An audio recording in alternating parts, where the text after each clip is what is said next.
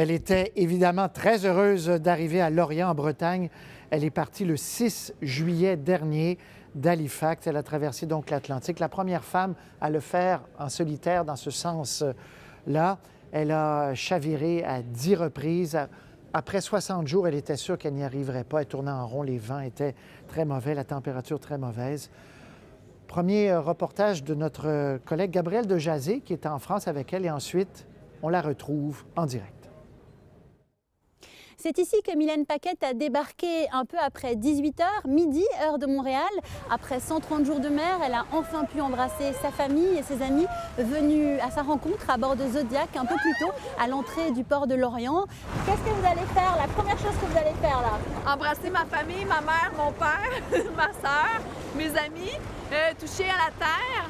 Et puis, je veux une salade de fruits ce soir avec de la crème fouettée. Julie! Salade de fruits, Julie!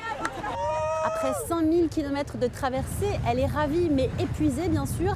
Elle souffre d'une intoxication au monoxyde de carbone, de pas mal de plaies et de bosses et d'un choc important à la tête. Elle a d'ailleurs dû être soutenue en descendant de son bateau quand elle a marché sur ce ponton. Elle a été soutenue par ses proches. Mais pour Mylène, qui a une peur bleue de l'eau, l'exploit n'est pas tant physique, il est plutôt mental.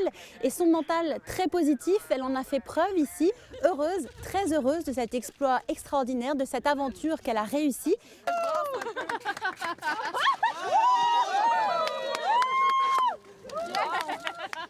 D'ailleurs, Mylène a à peine touché terre qu'elle espère déjà reprendre la mer. Cette fois, ce ne sera pas à rame, mais à voile. Et elle a prévenu, ce ne sera pas pour de la balade, alors peut-être de nouveaux exploits à venir.